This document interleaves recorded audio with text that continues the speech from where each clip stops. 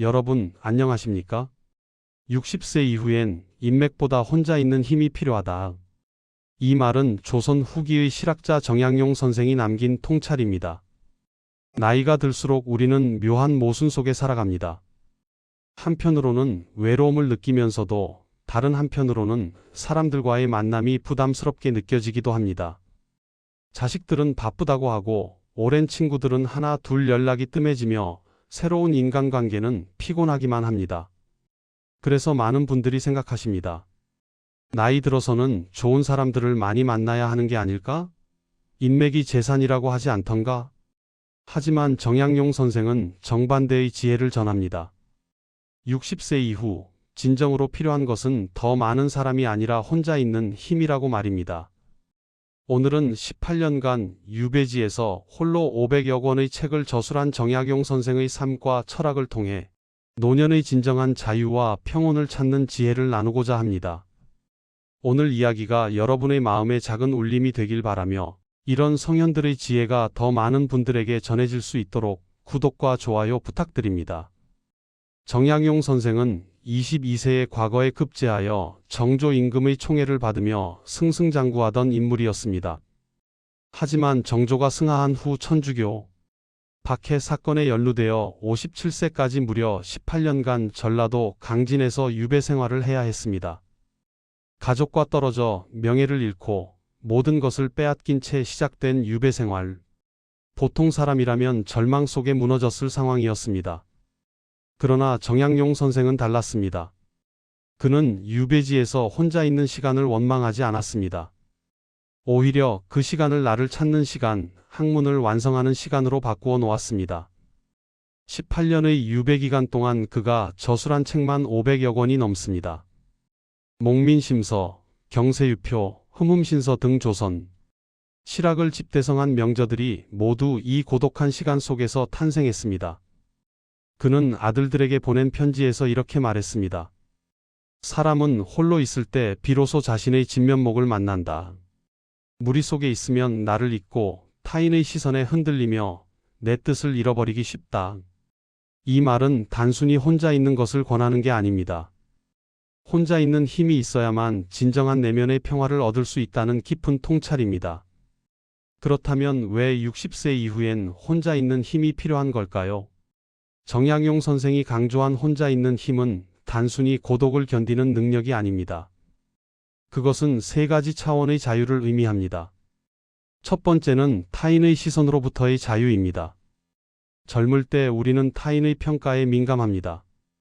직장에서, 사회에서, 가족 안에서 괜찮은 사람으로 보이고 싶어 합니다. 그래서 나를 포장하고 관계를 유지하기 위해 했습니다. 하지만 60세를 넘어서면서 점차 깨닫게 됩니다. 아무리 애써도 모든 사람에게 좋은 사람일 수는 없다는 것을, 그리고 남의 시선에 맞춰 산다는 것이 얼마나 피곤한 일인지를 말입니다. 정약용 선생은 이렇게 말했습니다. 나이 들어서도 남의 눈치를 보며 산다면 그것은 아직 청년의 마음에 머물러 있는 것이다. 진정한 어른은 타인의 평가로부터 자유롭다. 혼자 있는 시간을 편안하게 받아들일 수 있는 사람은 더 이상 타인의 인정에 목매지 않습니다. 자신의 가치를 스스로 알기 때문입니다. 두 번째는 불필요한 관계로부터의 자유입니다. 젊은 시절 우리는 인맥이 곧 힘이라고 배웠습니다. 그래서 명함을 모으고 모임에 참석하고 관계를 넓히려 애썼습니다. 하지만 나이가 들면서 알게 됩니다. 모든 관계가 다 의미 있는 것은 아니라는 것을. 오히려 어떤 관계는 우리에게 상처를 주고 에너지를 빼앗아가며 평온을 해칩니다. 정약용 선생은 심경밀엄에서 이렇게 적었습니다. 쓸데없는 사람들과의 만남은 마음을 어지럽힐 뿐이다. 진정으로 내 마음을 이해하는 사람 한 명이면 족하다. 60세 이후의 인간관계는 양이 아니라 질입니다. 100명의 아는 사람보다 한 명의 진심 어린 친구가 더 소중합니다. 그리고 그런 관계를 지키기 위해서라도 우리는 홀로 있을 줄 아는 힘이 필요합니다. 세 번째는 내면의 소리를 듣는 자유입니다. 사람들 사이에 있으면 우리는 늘 누군가의 이야기를 듣습니다. 누군가의 의견에 반응하고 누군가의 감정에 영향을 받습니다. 그러다 보면 정작 내 안의 목소리는 들리지 않습니다. 정약용 선생은 유배지에서 홀로 있으면서 비로소 자기 자신과 대화할 수 있었습니다. 그는 매일 새벽 홀로 앉아 자신의 하루를 돌아보고 자신의 마음을 살폈습니다. 하루의 시작을 남과 함께 시작하지 말고 나 자신과 함께 시작하라. 내 마음이 평온한지, 내 몸이 건강한지, 내 생각이 올바른지 먼저 살피라. 이것이 바로 혼자 있는 힘이 주는 가장 큰 선물입니다. 나 자신의 진짜 목소리를 듣는 것, 그리고 그 목소리에 따라 사는 것입니다. 오늘날 많은 중장년층과 노년층 분들이 고독을 호소합니다. 퇴직 후 갑자기 연락이 끊긴 동료들, 바쁘다는 핑계로 얼굴 보기 힘든 자식들, 건강 문제로 모임에 나가기 어려워진 상황. 이런 현실 속에서 많은 분들이 외로움을 느낍니다. 하지만 정약용 선생의 지혜는 여기서 빛을 발합니다. 그는 고독과 고립을 명확히 구분했습니다. 고립은 원치 않는 외로움입니다. 사람들로부터 버림받았다는 느낌, 필요 없는 존재가 되었다는 상실감. 이것은 우리를 무너뜨립니다. 하지만 고독은 선택한 홀로 있음입니다. 스스로 선택한 고요함, 내면을 채우는 시간, 나를 돌아보는 여유. 이것은 우리를 성장시킵니다. 정약용 선생은 유배지에서 이렇게 썼습니다. 사람들이 나를 버렸다고 생각하지 말라. 내가 세상의 소음으로부터 잠시 물러난 것이다. 이 시간은 버림받은 시간이 아니라 내게 주어진 선물이다. 실제로 한 가지 사례를 들어보겠습니다. 70대 초반의 김 선생님은 퇴직 후 급격히 외로움을 느꼈습니다. 매일 골프 모임, 동창회, 산악회를 전전하며 사람들을 만났지만 집에 돌아오면 더 허전했습니다. 어느 날 건강 문제로 석 달간 외출이 어려워졌습니다. 처음엔 답답했지만 시간이 지나면서 변화가 생겼습니다. 혼자 책을 읽기 시작했고 젊은 시절 좋아했던 서예를 다시 시작했습니다. 그리고 매일 일기를 쓰며 자신의 삶을 돌아보았습니다. 석 달 후 그는 이렇게 말했습니다. 사람을 만나는 게 두렵지 않아졌어요. 예전엔 혼자 있는 게 무서워서 누구든 만났는데 이제는 정말 만나고 싶은 사람만 만나게 되더군요. 그리고 혼자 있는 시간이 이렇게 소중한 줄 몰랐습니다. 이것이 바로 정약용 선생이 말한 혼자 있는 힘입니다. 그렇다면 우리는 어떻게 혼자 있는 힘을 기를 수 있을까요? 정약용 선생의 삶과 가르침에서 구체적인 방법을 찾아보겠습니다. 먼저 하루 1시간, 온전히 나만의 시간을 만드십시오. 정약용 선생은 유배지에서 매일 새벽 5시에 일어나 홀로 앉아 명상하고 글을 읽었습니다.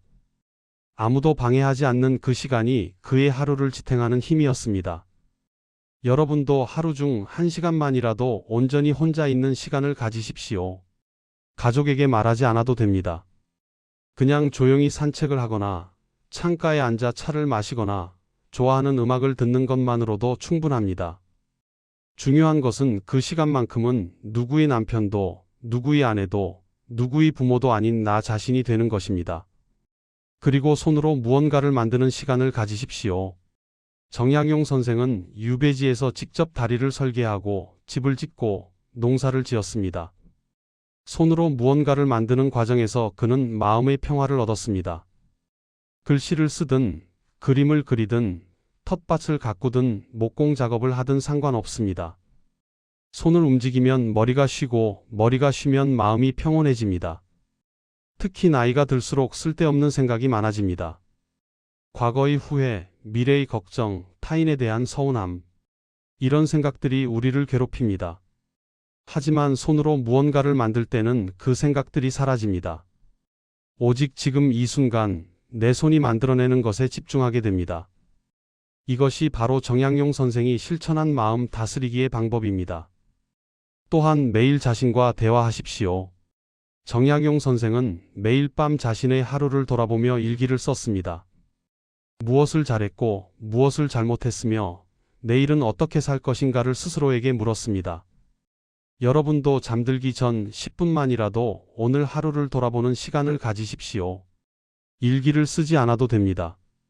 그냥 조용히 앉아 스스로에게 물어보십시오. 오늘 나는 어떤 사람이었는가? 오늘 내가 한 말 중 후회되는 말은 없는가? 오늘 내가 느낀 감정은 무엇이었는가? 이런 질문들이 쌓이면 우리는 점차 자기 자신을 이해하게 됩니다. 그리고 자신을 이해하는 사람은 타인에게 흔들리지 않습니다. 여기서 잠깐, 오늘 이야기가 도움이 되고 계신가요? 이런 깊이 있는 성현들의 지혜를 더 많은 분들과 나누고 싶습니다. 구독과 좋아요, 알림 설정으로 함께 해주시면 감사하겠습니다. 다시 이야기를 이어가겠습니다. 불필요한 관계를 정리하는 것도 중요합니다. 정약용 선생은 이렇게 말했습니다.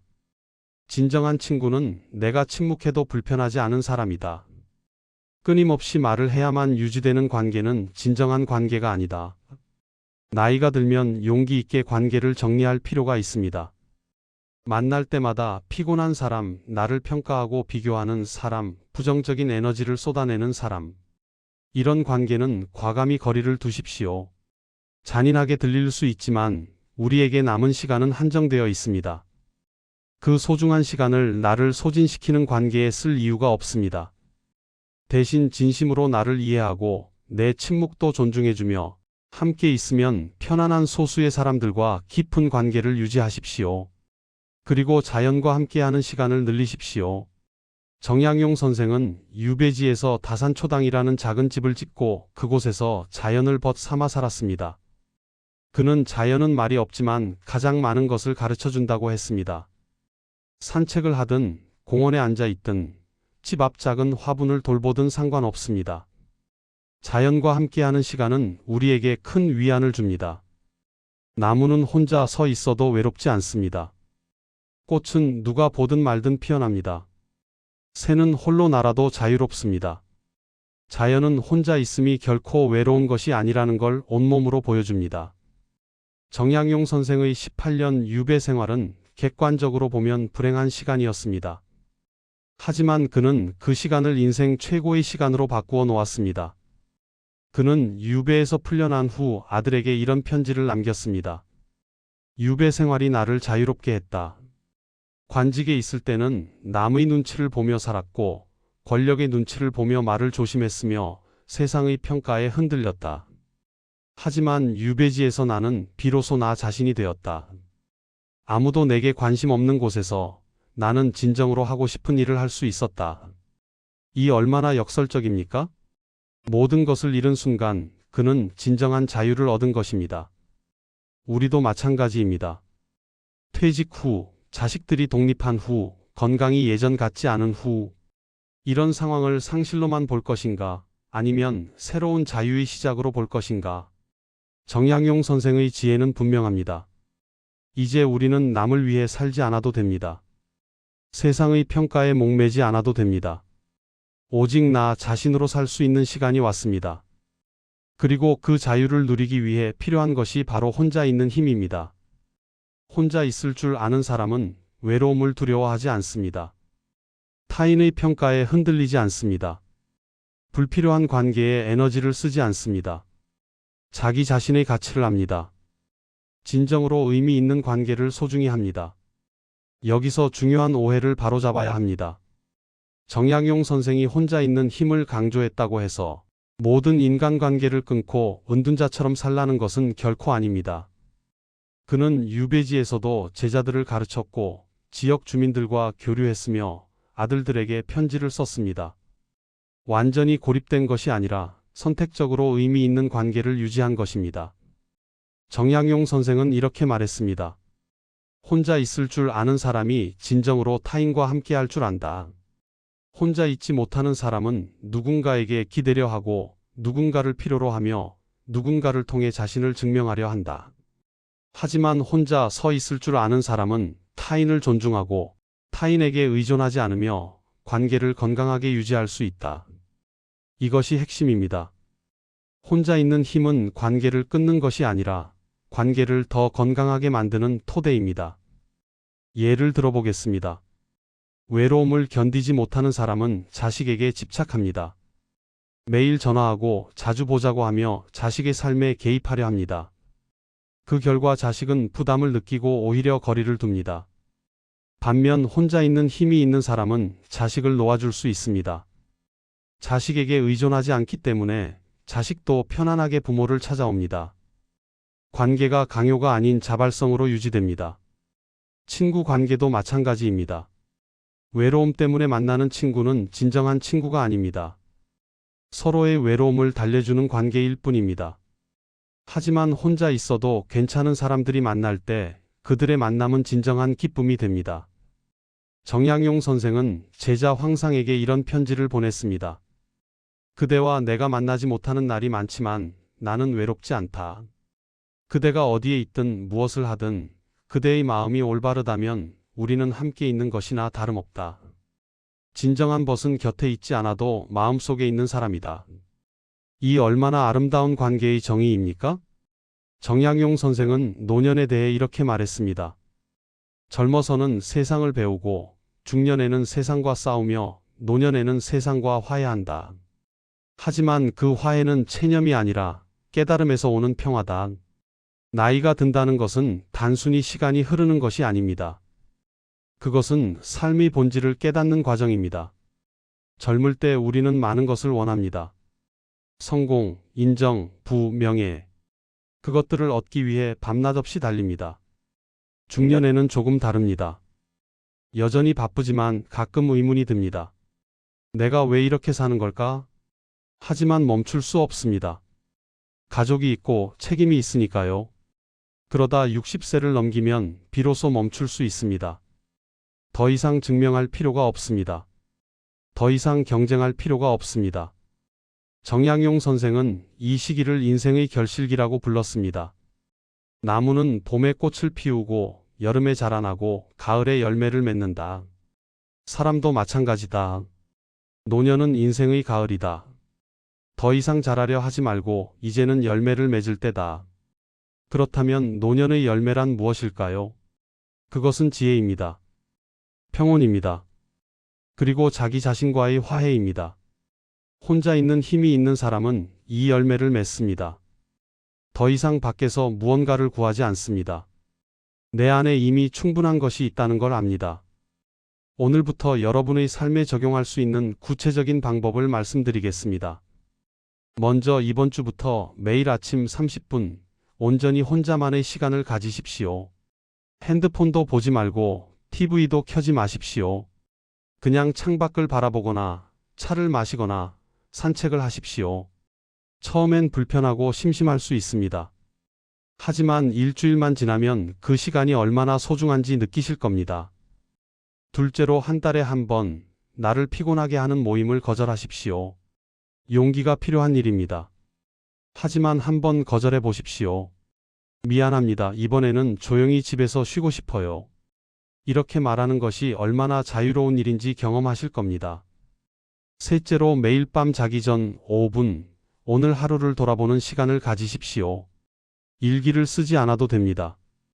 그냥 조용히 앉아 스스로에게 물어보십시오. 오늘 나는 나다운 하루를 살았는가? 오늘 내가 한 일 중 후회되는 일은 없는가? 오늘 나는 누군가에게 혹은 나 자신에게 친절했는가? 이 세 가지 질문만으로도 우리는 조금씩 자기 자신과 가까워질 수 있습니다. 여러분, 나이가 든다는 것은 무언가를 잃어가는 과정이 아닙니다. 오히려 불필요한 것들을 내려놓고 진정으로 중요한 것만 남기는 과정입니다. 정약용 선생은 모든 것을 빼앗긴 유배지에서 비로소 진정한 자유를 발견했습니다. 우리도 마찬가지입니다. 더 이상 누군가의 시선에 맞춰 살지 않아도 됩니다. 더 이상 세상의 기준에 나를 끼워 맞추지 않아도 됩니다. 이제는 오롯이 나 자신으로 살 수 있는 시간입니다. 그 자유를 누리기 위해 필요한 것은 단 하나. 혼자 있는 힘입니다. 혼자 있을 줄 아는 사람은 결코 외롭지 않습니다. 오히려 가장 자유롭고 가장 평온하며 가장 품이 있는 삶을 삽니다. 오늘 하루 30분만이라도 온전히 혼자 있는 시간을 가져보십시오. 그 시간이 여러분에게 어떤 선물을 가져다 줄지 직접 경험해 보시기 바랍니다. 오늘 이야기가 여러분의 마음에 작은 울림이 되었기를 바랍니다. 성현들의 지혜가 더 많은 분들에게 전해질 수 있도록 구독과 좋아요로 함께 해주시면 감사하겠습니다. 다음 영상에서 또 다른 성현의 지혜로 찾아뵙겠습니다. 감사합니다.